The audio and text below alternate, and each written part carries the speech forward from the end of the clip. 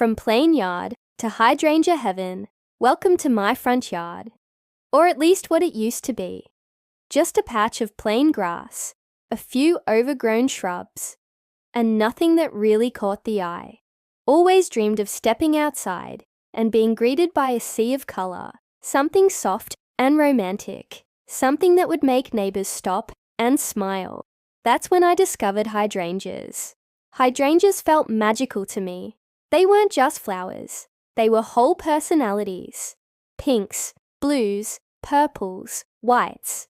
They could change with the soil, shift with the seasons, and still return year after year, even bigger and more breathtaking. And so, my mission began.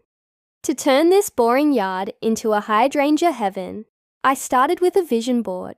Endless summer hydrangeas for long-lasting blooms, limelight for dramatic white clusters, mop heads for those picture-perfect blues and pinks. I learned which corners of my yard had morning sun, where shade lingered in the afternoon, and where the soil would need some love. I cleared out old bushes and prepared the beds, imagining how full and lush it would look when everything grew in. The real work started with dirt under my nails. I dug, I planted. I spaced each hydrangea carefully so they'd have room to breathe and flourish. Buckets of compost, mulch for protection, deep watering for strong roots. Every plant I put in the ground felt like I was planting a piece of a dream. And yes, there were mistakes. I planted one too close to the walkway, another in a spot with too much sun. But that's the joy of gardening. You learn, you adjust, and the plants forgive you. Weeks turned to months, and soon the first blooms began. Tiny buds unfurling into fluffy clusters of color. The plain yard I used to walk past without noticing had transformed into a living painting.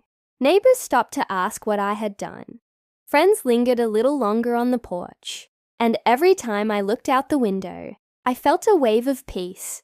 Hydrangeas aren't just plant and forget, they're companions. I prune them gently in winter. I feed them in spring. I even test the soil pH when I want a surprise. Rich pinks in alkaline soil, deep blues in acidic soil. It's like a magic trick that never gets old. Each season brings new surprises.